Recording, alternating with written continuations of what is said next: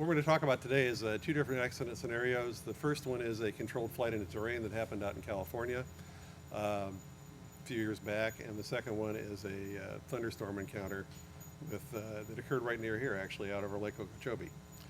It's been those are two very common scenarios for accidents I've investigated over the years. We've had numerous weather issues. To start with, the big thing with this is this is a team effort. You've got a pilot and a controller both working together to try to maintain safety. But the important thing to remember is you're the one in the airplane. And the controller has got some skin in the game, but not as much as you do. So you always have to be careful that what they're asking you to do seems reasonable. Overall, they do a very good job. Very few flights end in an accident. Very few flights have any problems at all. But there are those that do. Controllers are human. It's very important. There's a lot of PR, that, oh, you can never make a mistake, that everybody has to be perfect all the time.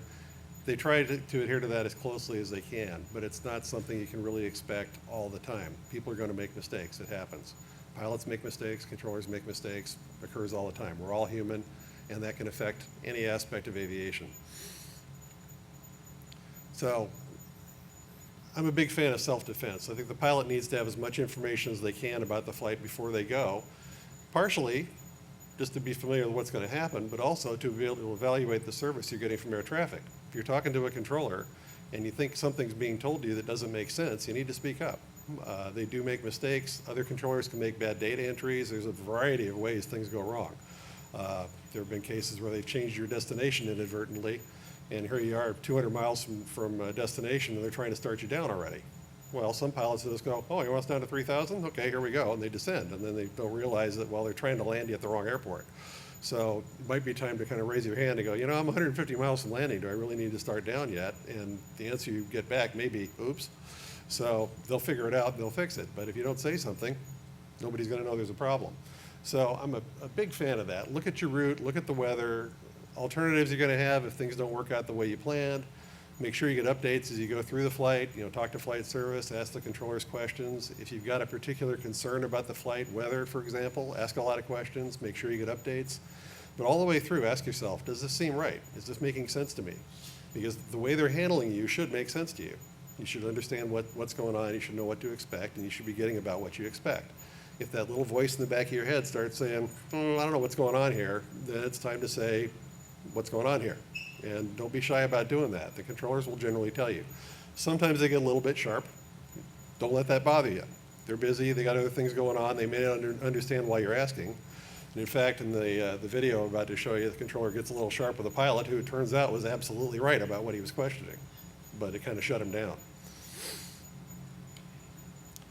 This accident scenario involves a Seminole. There's several of them that are on a training flight. You'll see in the video how it goes, but it's a controlled flight in terrain above San Diego, California.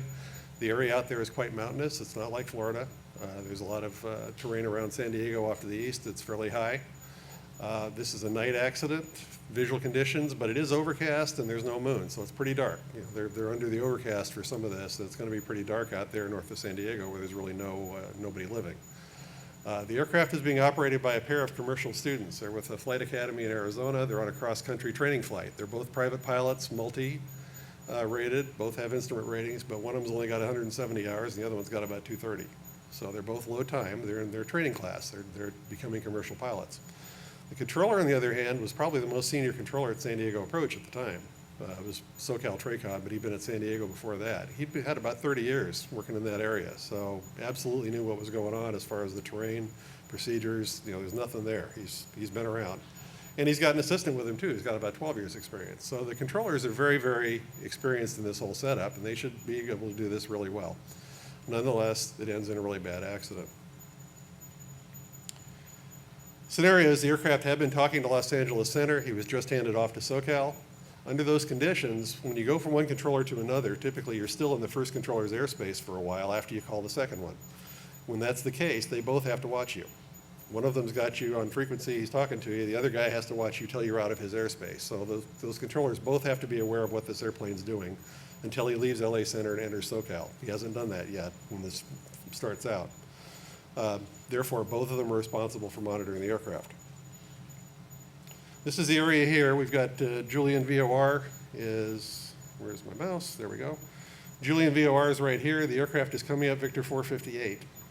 to Julian, then he's going to go over toward Palomar, which is that way. The MEA in the airway here is 7,700 feet. The controllers have another chart that says the minimum altitude in the area is 8,000. So you can use the lower of the two. If you're cleared on the airway, 77 is fine. If you're off the airway, then they have to use 8,000, 87 over here. So this area, what that's telling you, when you have 8,000 and 8,700 foot minimum Mr. altitudes, is the terrain under there is 6,000 feet-ish. So it's pretty high. And you should know that just by looking at the MEAs. There are cases where an MEA can be high for other reasons than terrain, but typically terrain is the most common one. So that should tell you just by looking at this chart, there's high terrain in the area. The aircraft after the crash, you can see he almost hit Julian VOR. That cone up there is the VOR. So he darn near hit it when he crashed. The elevation up there is about 5,600 feet. So as we go through this, listen to the recording, pay attention to what the controller is saying and who he's talking to. There's a lot of communication mistakes. There's not just the one that affects this aircraft. There's a bunch of other ones as well. See if you can pick those up. The other two things you need to watch for are the minimum safe altitude warning. That's what MSAW stands for. Controllers' radar displays have a function on them called MSAW, minimum safe altitude warning. If an aircraft goes below the prescribed altitude for the area, the computer will pick that up. It'll start blinking an alert to warn the controller this guy's too low. It's shown in two different ways. In the center, it's shown as the white data block on the right. You get the MSAW in the lower right corner. In that case, it's telling the controller that there's a minimum safe altitude warning alert on that. That's what the center controller would have seen. He's not talking to the airplane anymore, but it is on his display. The bottom one where it says LA is the way that the TRACON controller would have gotten the alert. So LA for him means low altitude. And that's the warning he would have gotten. So you're going to see those two things in this replay. The center data block is going to be at the upper right of the display, and it's just there for information so you know what was going on the other display. The controllers at SoCal would not have seen that. Totally separate system. They would have seen the lower right one. Okay, so we're going to go over and look at that. 2 for the PAR, Miramar and Whiskey. 246, thank you, heading a 060 for the PAR. Maintain 16,000. 260, 16,000, and what's your DCA box? SoCal Approach, 7034 Papa Alpha, with you level 8,000. 7034 Papa Alpha, depart Julian, heading 260, intercept the localizer. Depart Julian, heading 260, intercept localizer, 304 Papa Alpha. 70438 Papa Alpha, 3 from ESCOM, cross ESCOM, 3,500 or above, and cleared ILS 24 to Palomar. Okay, clear the ILS 24 into Palomar, and we'll maintain at or above 3,500 till ESCOM. Thank you. 70843 Papa Alpha, contact Palomar Tower, 118.6, and good evening. Okay, you guys got to talk to me here. 70438 Papa Alpha, contact Palomar Tower. Contact Palomar Tower, 438 Papa Alpha, sir. Thank you very much. Shooter 46, descend to maintain 6,000. 246, down to 6. Eagle 215, turn left heading 110, vector is the final. 110, Eagle 557, turn to maintain 7,000. Eagle maintain 7,000, flight 57. 70434 Papa Alpha, set to maintain 6,000. Heading 8,000 to 6,000 to 434 Papa Alpha. Shooter 46, check prime. Say it again. Shooter 46, what was your question? Shooter 46, disregard my last. Say last altitude. Hey, Shooter 46, maintain 6,000. Shooter 46, down to 6. Slasher 61 and 01, passing 1200 for 11.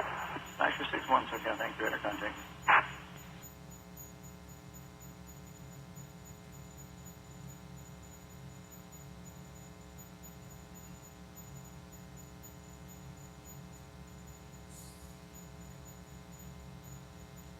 Shooter 61, turn right heading 030, vectors to thermal. Slasher 61, right turn heading 030 for thermal.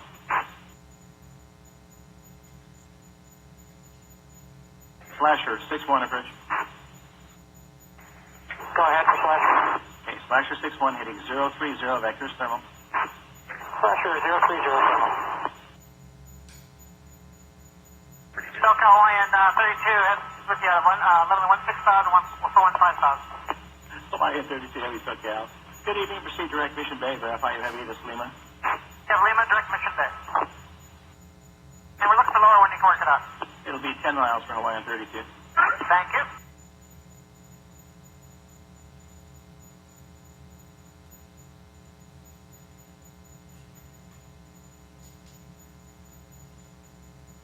Seven oh four Papa Alpha, set to maintain 5,200. Down to 5,200 for 304 Papa Alpha. 2 Speed Romeo Tango is clear to Montgomery, heading 190, set to maintain 8,000.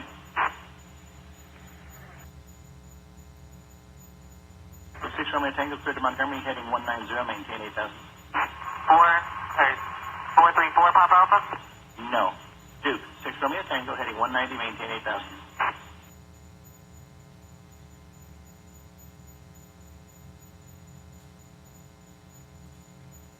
Flasher 61, contact Los Angeles Center 346.4. Good night. Flasher 61, 3464. Shooter 46, turn righting 150, set to maintain 5,000. 246, 150 down to 5,000. Eagle 57, turn up heading 100. Left 100 to 557. Duke 6 Romeo Tango, approach. 6 Romeo Tango. Okay, Duke 6 Romeo Tango is clear to Montgomery, heading 190, maintain. Descend and maintain 8,000. 6 Romeo Tango down to 8,000. Eagle 557, contact approach 124.35. Good day. 2435, flight 57. Good day. Cessna 80859, you're 10 south of French Valley now. Radar service is terminated. Fix change approved, and good night. Thanks for your time. Cessna 8085 Manor. 246, turn righting 180. Right there down to 5,616. Thank you. Departure, Bat 62 with you passing 1,000 for 11,000. At 62, SoCal, thank you, radar contact. Bat 62.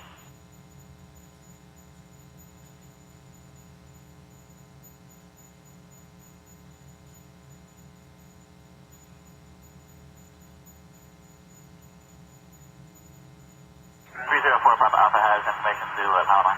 70304 Papa Alpha, thank you very much. Bat 62 to righting 030 vectors to thermal. Bat 62, right 030 vectors. Hawaiian 32 heavy, set to maintain 7,000. 7,000, Hawaiian 32 heavy.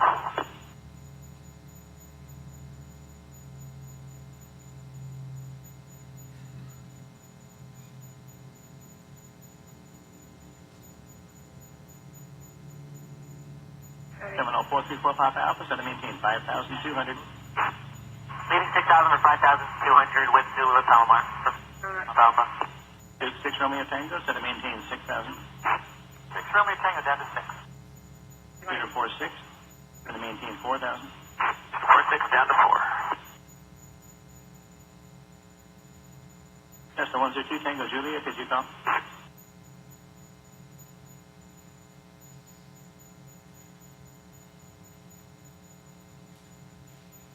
Bat 62, contact Los Angeles Center, 346.4. Good day.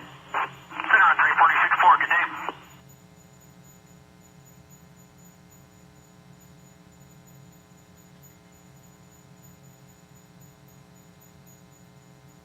SoCal departure Cessna 2 Tango Juliet is with you, level at 4,000. Cessna 2 Tango Juliet, SoCal, roger. Climb maintain 6,000. Climbing 6,000, 2 Tango Juliet. Shooter 46, riding 240. 246, 240.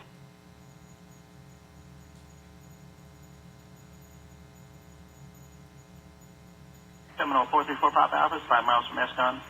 Cross Escon, 3,500 or above. Clear to ILS 24 to Palomar.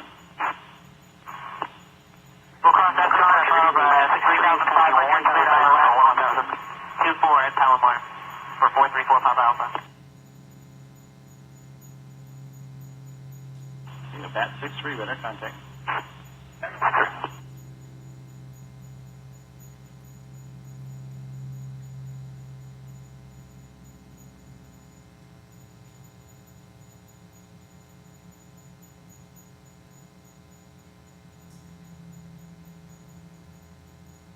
Bat 63 to riding 030 vectors to thermal. Taking heading. Bat 63 heading 030. That's 3030. Shooter 46 to riding 250, maintain 3,500. 10 miles from the airport, standby GCA. 250 down to 3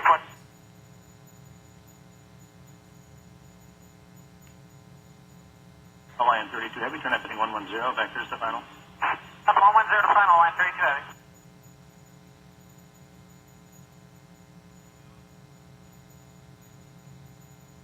Duke 6 Romeo Tango, set to maintain 5,000, heading 180. 180 down to 5,000, 6 Romeo Tango.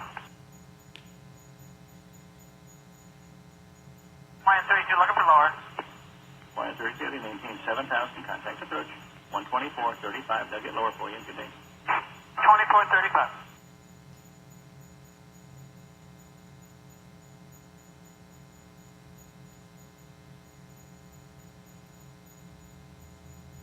Terminal 4 Papa Alpha, can you come up on 121.5 and check for any LT, please?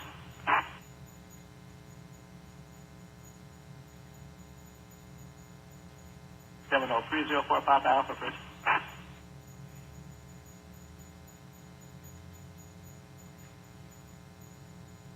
Terminal 304 Papa Alpha, bridge. Terminal 434 Papa Alpha, how do you hear? 434 Papa Alpha, 5 by 5. Okay, Terminal 434 Papa Alpha, contact Palomar Tower, 118.6. Good evening. Going to Palomar Tower, 118.6, 434 Papa Alpha, good night.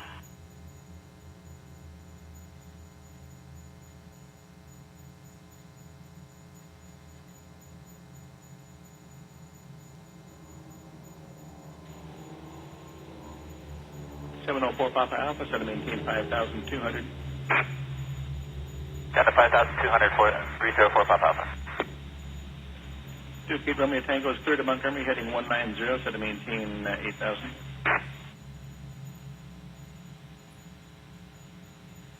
Duke 6 Romeo Tango clear to Montgomery, heading 190, maintain 8,000. 434 Papa Alpha? No. Duke 6 Romeo Tango, heading 190, maintain 8,000.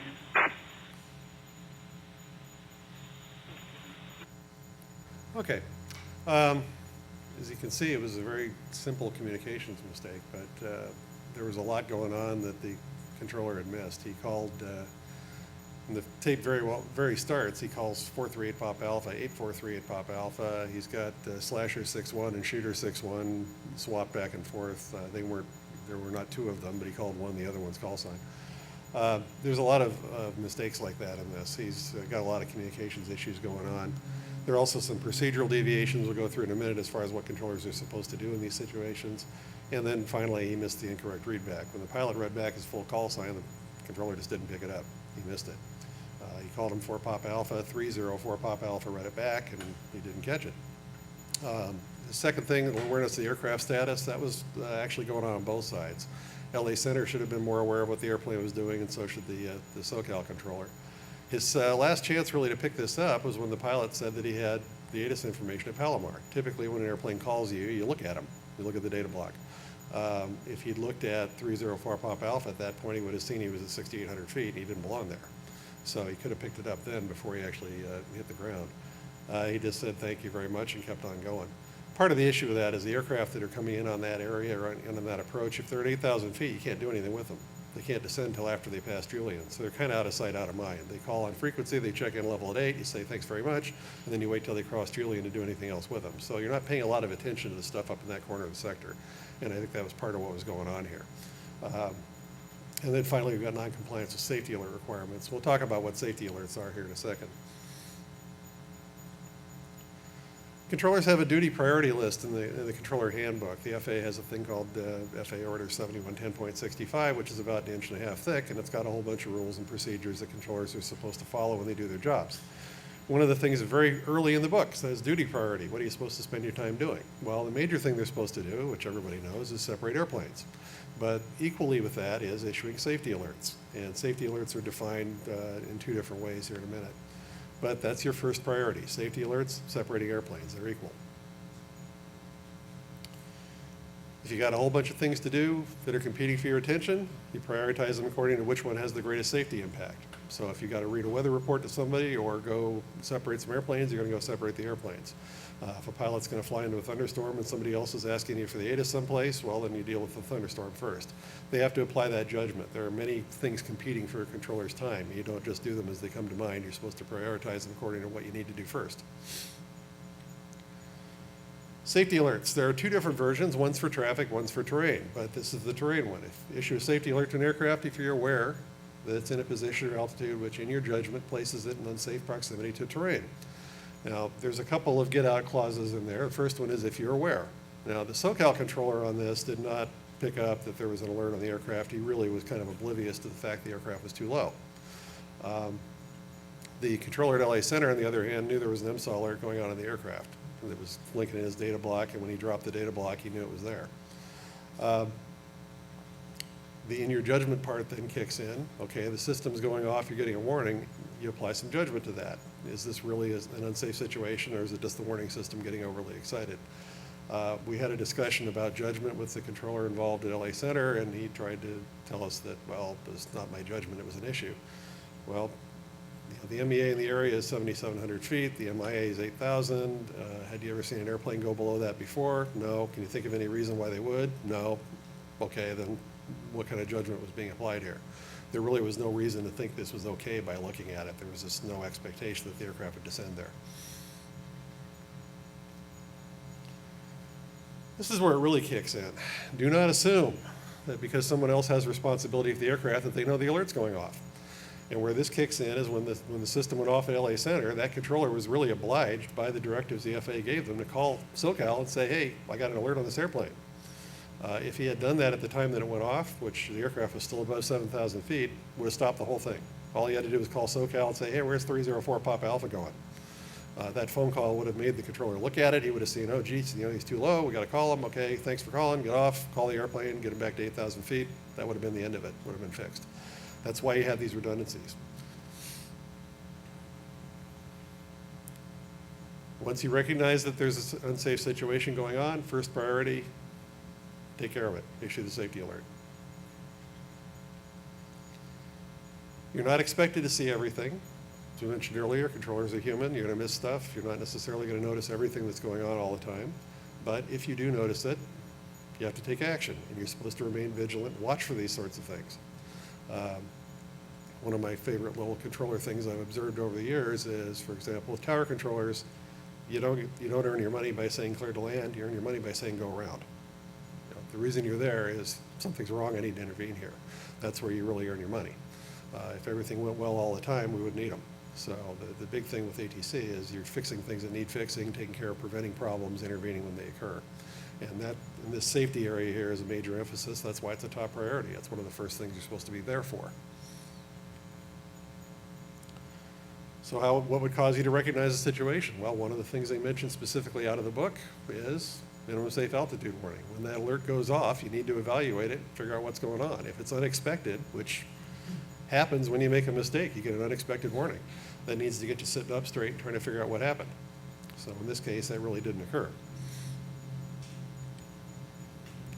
But if it does, immediately issue a warning to the pilot, as we mentioned earlier, if they appear to be at an unsafe level. If you're flying and you hear this, that means the controller is concerned about your safety. That's the only reason they put this out. If you get that phraseology there, a low altitude alert with your call sign, check your altitude immediately. They should follow on with an altitude to maintain in the area. They'll tell you what the minimum safe altitude is of the MIA. They're going to give you some indication of where you should be. If you hear that and you're flying along, you need to be concerned, because that means the controller is concerned about your safety, your proximity to the terrain. That is an absolute sit-up straight item if you hear that on the radio. Similar sounding call signs gets addressed in the controller handbook as well. These are all instructions to controllers. Use the full identification when you're talking to somebody with similar sounding IDs. Don't abbreviate similar sounding aircraft identifications. Don't cut them short. If you got more than one airplane that sounds about the same, use the full call sign on both of them. If you have that going on in your frequency, you're supposed to tell each pilot. Somebody else on frequency, similar call sign, heads up, be aware, so that they are listening closer for their own call sign and making sure they're not taking a clearance by mistake. This phraseology for this instruction out of the book is for the controllers, or to give to the pilots, but it actually serves as a reminder to the controller. If they follow this, they know, I've told this guy he's similar, I've told this guy he's similar, I've told this guy he's similar. In this case, we've got 3 airplanes that all end in Papa Alpha. We've got 2 of them that are for Papa Alpha. So if he had addressed each of those pilots and told them that, it might have increased his own awareness that, hey, I got to be careful of these guys too. So a lot of the stuff in the handbook is there for situations like this. It's experiences people have had before that did not go well. And they've put information in the controller handbook to try to prevent that. That's why we've got the redundant phone call. If you get an alert, call the other controller. Don't assume he knows about it. If you've got similar call signs, make sure the pilots know about it. The process of reminding them is going to remind you as well. So I'm a big fan of following what's in the book. A lot of this stuff is here for a good reason. In a very short, the same chapter, in fact, of the handbook, they've talked about similar call signs 3 times. Now, the reason they've done that is it's a big deal. Communications cause lots and lots and lots of problems. Altitude bus, runway incursions, anything, they've all been caused at some time or another by a communications issue. So we need to be really careful about that. Get your call sign straight. Use the full call sign, acknowledge transmissions when you're given them. One of the things that drives controllers absolutely up the wall is when they tell an aircraft to do something and the answer they get back doesn't have a call sign. 24 Papa Alpha descend and maintain 3,000, Roger down to 3.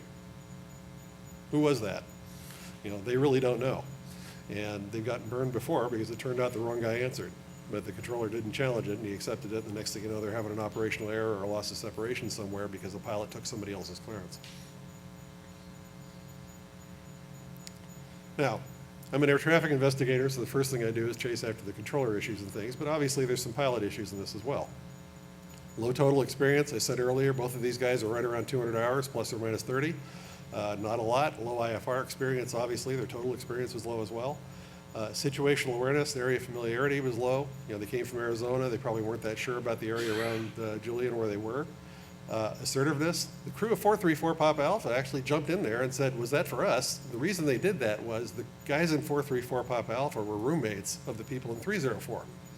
They knew them very well. They also knew they'd taken off first. So they knew they were ahead and they were expecting to be declared to descend first. They were kind of heads up. They were really aware of what was going on. And then when they heard 304, who they knew to be behind them, cleared down first, they said, was that for us? So they called the controller and tried to say, hey, was that for 434 Papa Alpha? Well, the first part got cut off. The controller thought they were trying to take that Duke's clearance that he was talking to. They kind of slapped him a little bit. He said, no, 434 Papa, or it's for 6 Romeo Tango. Oh, okay. Well, the 434 Papa Alpha guys were low experience as well. They're not going to argue with the controller. He just slapped him a little bit. Okay, sorry, I didn't mean to say anything. They were absolutely right. They should have said something, and they did. They really tried to fix this, and it didn't work. The controller could have picked that up if he'd been working on it a little harder. He might have said, why are they asking? But he just honestly thought that they were trying to take the other guy's clearance, so he was calling 3 times to try to get him to San Diego.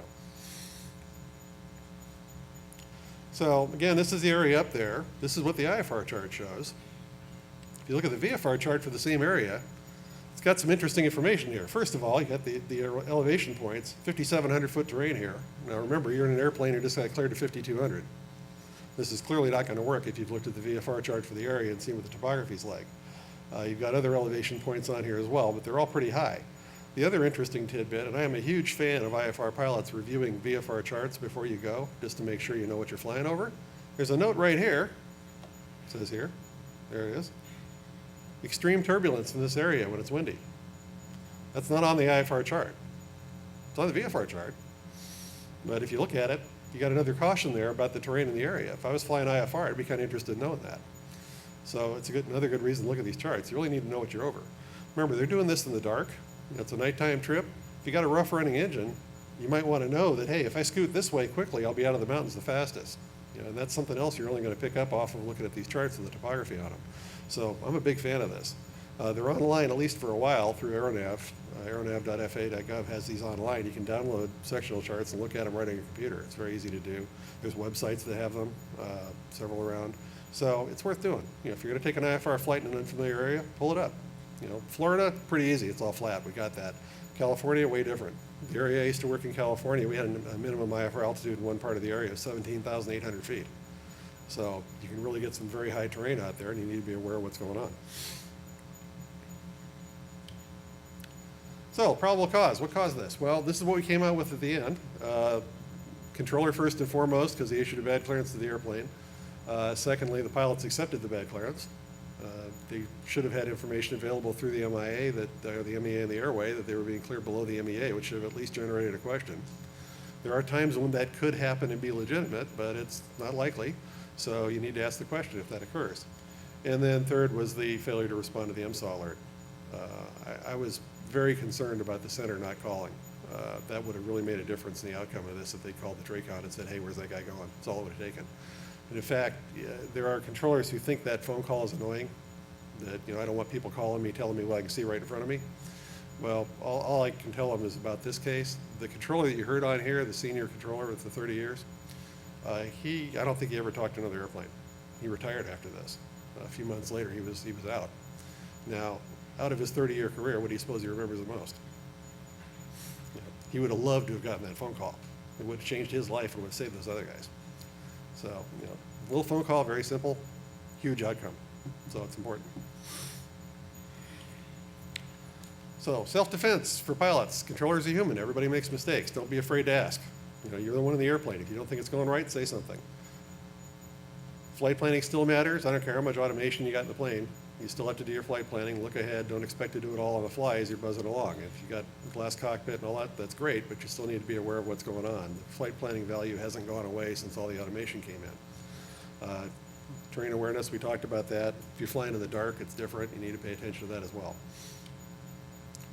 We are moving a lot of things to the cockpit. You know, if you spend enough money, you can get synthetic vision, you can get terrain awareness systems, you can get traffic information now, you got your electronic flight bags, you know, tons of things that used to only be available from the ground up to you via the controller are now available in the airplane, and that's important stuff to have. But you still got to remember, it's a team effort. Watch out for yourself as well. The controller's on the ground, he's taking care of himself pretty well. You're up in the airplane, you got different issues. This next one here, you'll kind of hear a little variation of that. Next accident I'm going to talk about is a weather encounter. It was an IFR flight from Tamiami over to Sarasota. They actually went right by here. Most of it occurs right over Lake Okeechobee. There's a line of weather. You'll see it on the next route I'll show you here in a minute. The flight plan was to go a little further north and theoretically then turn west and miss a lot of this. They were going to go around it, not through it. Didn't turn out that way. During the discussion with the controller and the pilots, they agreed to take a more direct route and go towards Sarasota. Great, sounds like a good deal. We got a shortcut. See how that goes. This is what controllers are supposed to do. The controller handbook says, issue pertinent information on observed and reported weather. Chaff areas really doesn't apply anymore, but it's supposed to tell you about weather. When requested by the pilot, provide navigational guidance and approve deviations around weather areas. Okay, so you really have to ask the pilot. They won't necessarily ask the controller. They will not necessarily initiate this. They should tell you about it. That's something they have to do whether you ask or not, workload permitting. But if they tell you about it and you just say, Roger, they've done the minimum they have to do. They've told you what's out there. If you want help going around it, then you have to carry on and say, all right, can you give me a vector around that or give me some more information so I can avoid it on my own? You have to ask. If they do the description, this is what they'll include. Area of precipitation, they should give you the intensity, clock direction from the aircraft, and how big it is. Where's it at? If they know the tops, they'll give you that too. Area of extreme precipitation between 11 o'clock and 1 o'clock, 10 miles moving east at 20 knots, tops at flight level 390. They may not have all that information. They should give you the part of it they do have. This is what a center controller is looking at on their display for weather. You got 3 different levels. Moderate is the old level 2, heavy is level 3 to 4, extreme is 5 and 6. That's what they've got on their display. In this case, you can get a clue right away that the tops on that stuff are pretty high. The way you can tell is all those airplanes at the bottom aren't going through it, they're going around it. So these guys are up at fairly high altitude. There's one in there at 35,000 feet and he's still going around it. So the tops on this are pretty high. They're not going to go over it. Areas of significant weather, be prepared to suggest to the pilots the use of alternative routes and altitudes. Then they tell the controllers what significant weather is. Lines of thunderstorms, embedded thunderstorms, large hail, wind, microbursts, moderate to extreme turbulence, light to severe icing. Controllers aren't all pilots. They don't necessarily know what's significant weather. So they'll tell them that right in the handbook, it gives this list and says this is significant. Providing weather information, or duty priority again, is an additional service. Additional services are required when the work situation permits. That is to say, if the controller has time to provide it when he's not separating airplanes and providing safety alerts, then they will do additional services. They have to do it if they have time. It's not like, well, if you feel like it. It's required if there's time. But if they're really, really busy, if they're separating airplanes and things are really going sideways, they may not have time. Here's an overview of the flight. He takes off from Tamiami, goes up toward Palm Beach. He starts turning to the west up there. That's where they have the discussion about the weather. And he moves over toward Lake Okeechobee, ends up turning around and coming back.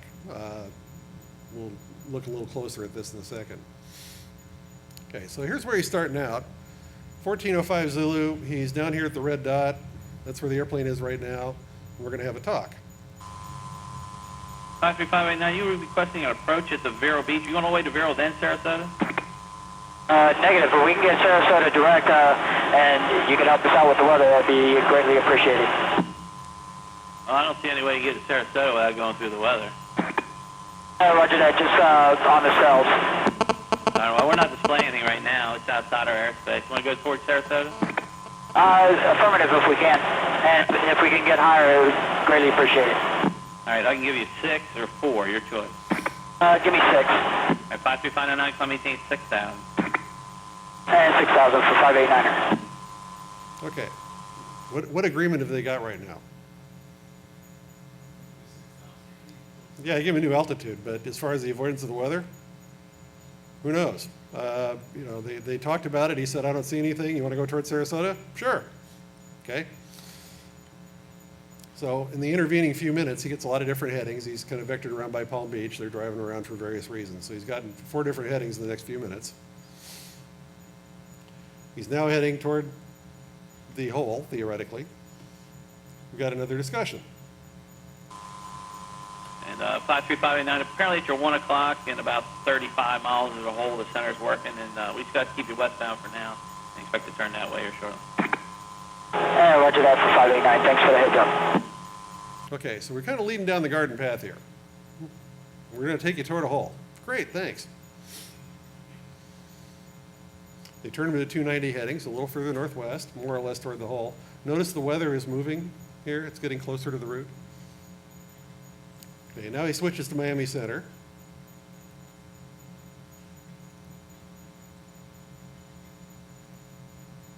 Well, that's interesting. It won't play. Okay. Well, a check-in at this point, he checks on Miami Center, reports level at 8,000 feet. The controller says, great, gives him an altimeter setting. That's it. No discussion of the hole. So, as far as the controller knows, he's assigned heading 290. That's it. A few minutes later, 1428, a little more discussion. Over 53589, our deviations permitting proceed direct Sarasota and advise. Roger that. Proceed direct Sarasota, and we'll advise on deviations. Right. Okay, so miscommunication already. The controller is saying, after your deviations, proceed direct Sarasota and advise. The pilot thinks what? You're taking me through a hole. That was the deal he's had. So he thinks he's going through a hole. The controller thinks he's deviating on his own. They get a notion sometimes that you're out there in clear blue sky looking at thunderstorms and driving around them, and they don't realize what you've really got is a gray bag over your head. So they think you're deviating, you may not be. I've heard a lot of controllers do this. They'll just basically put it on the pilot, when you're done deviating, let me know. Well, I don't know what I'm deviating around. Sorry, I can't see anything. So, he finally asks about the weather.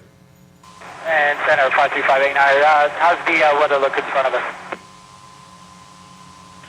589, I'm showing a line of precipitation extends 5 miles along your route of flight. Then you should be clear until you get about 25 southeast of Sarasota. Okay, what did he leave out? 5 miles of what?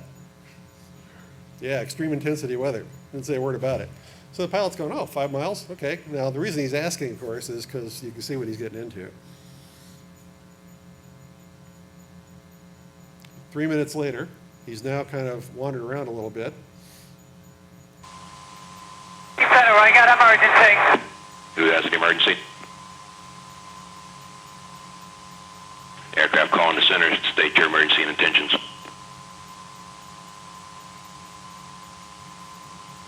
53589er, I'm in some serious weather. Can you help us out?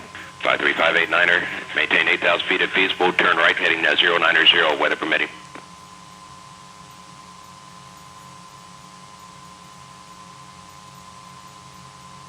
53859, your present position, heading 090 or to the right 100 degree heading should get you clear the weather soonest. I can't see a thing. We're showing 1,500 feet. 589er, roger. No traffic in your vicinity. Keep me advised. Okay,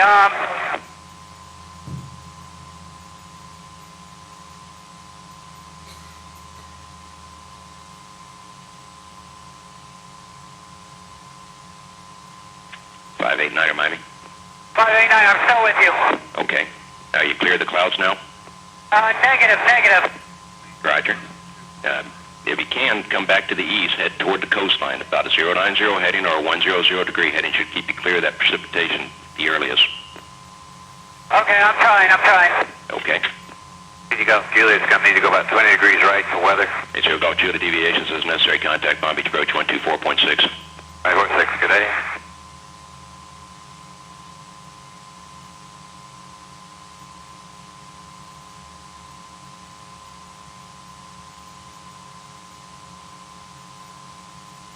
Five 589 radar contact lost due to your altitude. Just keep me advised. Oh, roger that. Number 4 Sierra, contact Miami Center 126.52. 2652 for 4SS. So long. Bye now. Number 28135, weather permitting, clear direct to the Gilby intersection, then direct to Pompano. 28135, direct Gilby, direct Pompano. Number 1221 X-ray, descend and maintain 7,000. 1221 X-ray to 7,000, sir. Number 53, cushion number 53589, your radar contact approximately 3 miles northeast of Pokey. Just continue your present heading or slightly to the right of your present heading for another 3 miles and you'll be clear of this line of precipitation. Wind and weather permits, climb maintain 8,000 feet and advise. Oh, roger that. Notice how calm the controller is through this. However, the pilot's still having some problems.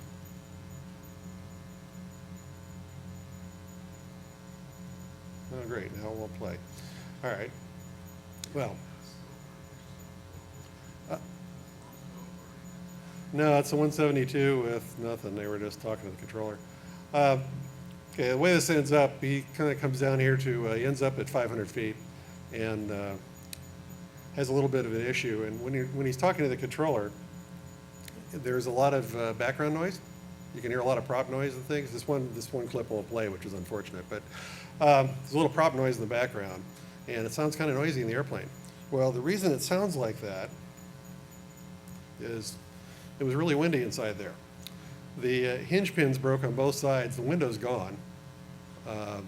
The flight instructor had a flight bag in the back seat. When they landed, it was gone. It actually got thrown overboard. They were getting bounced around. It took them they were in there for a good 5 to 7 minutes getting bounced around all the way up to the northeast there. From 1437 to about 1442, they were getting bounced around. Finally got spit out the bottom at 500 feet. He checks on later on, he tells the controller he's at 500 feet over the lake. Who called me tells him, okay, we'll climb back up to 8,000. And at that point, the instructor said, no. So they stayed out of the clouds and flew back to Palm Beach in visual conditions below the clouds. But the rest of the aircraft looked like that. You got another hinge pin broken on that side. There's where the window hit the stabilizer. Got some rips in the skin. Couple holes. Anyway, the airplane got beat up but good, all from getting bounced around in there. And he never really got the service from the controller he should have gotten. Which takes us to the moral of the story, which is avoid being completely dependent on ATC for this stuff. It's not their first priority. Now, when I talked to that controller, we had a discussion about providing the weather service, and he said, well, I usually keep the weather turned down so low I can't see it. Okay, you know, the brightness can be adjusted in different things on the scope, and weather can be turned up and down independently, and he ran it pretty dim. He couldn't really see it all the time. We had a discussion about that, and I had to go back to Miami Center again a few months later for a different accident, and I ran into him in the hallway. And he said, you know that when I had said I had weather too low before? I said, yeah, he said, I turned it up now. I said, excellent. So, you know, it was one of those little wins. You know, he felt good about that. But, you know, he's gotten better at it. He learned something. And it's been a lot of issues with that with weather. You know, controllers often don't believe the display they've got. They're not confident in what they see. They're nervous about reporting weather to pilots for that reason. All they're expected to do is tell you what they see. That's it. You don't have to swear that it's correct. Anything else, just tell them what they see. So if the pilot or controller sees weather on the display, tells the pilot, I see in front of you this, this, and this at this intensity level, this is what you can expect. That's all they have to do. Now, if you want help getting around it, ask for it. Ask a lot of questions. It's very important. They don't know you. They don't know your equipment. They don't know your airplane. You got to ask those questions. So be very, very strong about being assertive, especially if you need information. You know, don't be shy about asking. The pilot on this one, they told him he's going through a hole. He never really said, what's in front of me, until he was getting into it. That's what really caused him to start getting concerned. He's getting bounced around. What's the weather look like ahead of me, he says. Well, you're already in it, pal. So it's a little too late. If you'd been asking that question sooner, you might have gotten more help. Never asked the question. And it was kind of all downhill from there.